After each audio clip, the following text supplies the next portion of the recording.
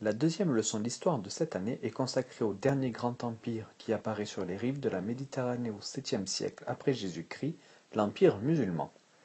Il s'agira ici d'étudier le monde de l'islam. Vous noterez le I majuscule de islam. Cela n'est pas un détail, islam avec un I majuscule signifie la civilisation musulmane.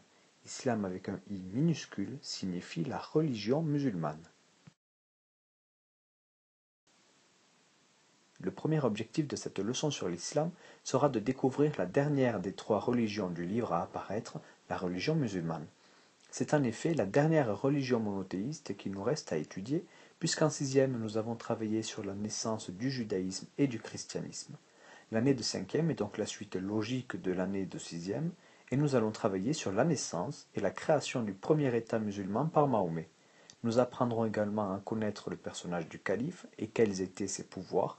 Enfin, après avoir travaillé sur les trois grands empires qui se partagent les rives de la Méditerranée, à savoir l'Europe carolingienne, l'Empire byzantin et l'Empire musulman, nous étudierons les différents contacts qui s'établirent entre eux. La question qui guidera notre travail tout au long de cette leçon est la suivante: comment naît et se développe le monde de l'islam entre le 6e et le 13e siècle? Commençons par une première partie consacrée à la naissance de l'islam et du premier État musulman. L'islam est apparu en Arabie au 7e siècle après Jésus-Christ. Cette région, comme le montre la carte, se situe entre l'Afrique et l'Asie et est bordée par l'océan Indien ainsi que la mer Rouge. Avant la naissance de l'islam, elle était peuplée de communautés chrétiennes et juives, ainsi que de tribus nomades polythéistes, c'est-à-dire qui vénéraient plusieurs dieux, et dont le lieu de pèlerinage était déjà la Mecque, ainsi que Médine. Dans la naissance de l'islam, un homme joue un rôle essentiel. Il s'agit de Mahomet. Ce dernier était marchand de chameaux à la Mecque. Il a reçu en 611 la parole de Dieu par l'intermédiaire de l'ange Gabriel. Cet épisode, appelé la révélation, fait de Mahomet un prophète, c'est-à-dire une personne chargée de répandre la parole de Dieu, Allah. Mais la population de la Mecque, fidèle au culte des idoles des tribus nomades, a chassé Mahomet en 622 qui s'est exilé vers la ville de Médine.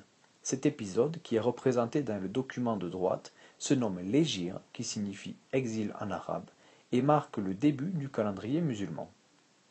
Une fois à Médine, Mahomet a pris la tête d'une armée et en 630 est parvenu à reconquérir la ville de la Mecque qu'il avait auparavant rejetée.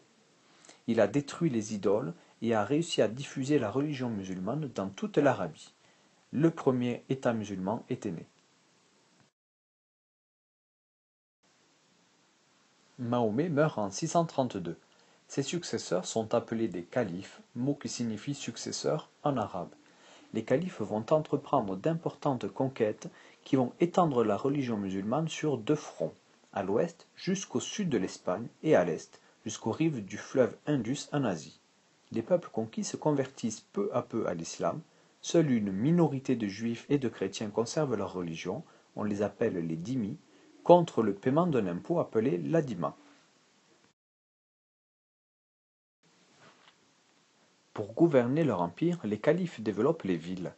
Les documents ici présentés nous livrent des informations sur la capitale des califes abbassides, qui régnèrent entre 750 et 1258.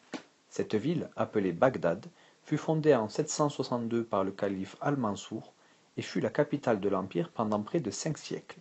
Avec 1 million d'habitants au 8e et 9e siècle, c'était la ville la plus peuplée du monde. Ville ronde, on trouvait en son centre le palais du calife et la grande mosquée rappelant le lien entre le pouvoir politique et la religion. Le calife est donc à la fois le chef politique et religieux des musulmans. Nous pouvons déjà relever ici une différence avec les deux premiers empires étudiés cette année, dans lesquels les chefs religieux n'étaient pas les empereurs, mais le pape pour l'empire carolingien et le patriarche pour l'empire byzantin. Ce double pouvoir du calife est, comme nous pouvons le voir dans les documents présentés, bien visible dans l'architecture de Bagdad.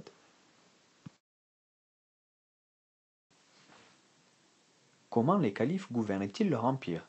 Nous approfondirons cette question en classe, mais nous pouvons ici jeter les bases d'une réponse.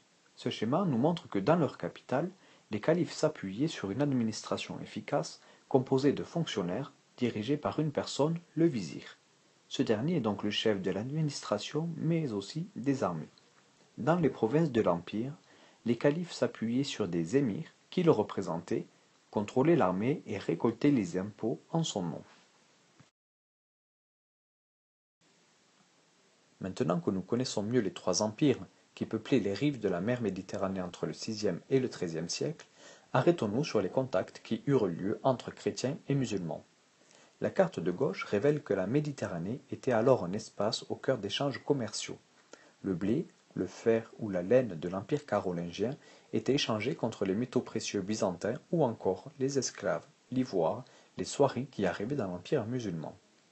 Le document de droite est une miniature datant du XIIIe siècle et qui montre des musulmans étudiant le philosophe grec Aristote. En effet, les califes favorisaient la traduction des ouvrages de la Grèce antique. C'est par l'intermédiaire de ces traductions que les Européens purent renouer avec un savoir antique en partie oublié. Le texte de gauche, extrait du livre des Enseignements de la vie, écrit par Ibn Munkid au XIIe siècle, souhaite montrer la supériorité de la médecine arabe sur la médecine franque. La scène ici décrite, que je vous laisse lire, montre qu'il existait des échanges dans le domaine des sciences entre chrétiens et musulmans. L'éléphant blanc de combat représenté à droite, dont le nom était Abou Labas, montre qu'il existait des échanges diplomatiques entre les empereurs de ces empires. En effet, cet éléphant était un cadeau du calife Haroun al-Rachid fait à l'empereur Charlemagne lors d'une ambassade envoyée au palais d'Aix-la-Chapelle. Ce cadeau est un signe de grande estime, puisque seuls les monarques les plus importants pouvaient alors posséder de tels éléphants dans le monde oriental. Les contacts que nous venons de présenter étaient économiques, culturels ou scientifiques, et avaient pour point commun d'être pacifiques.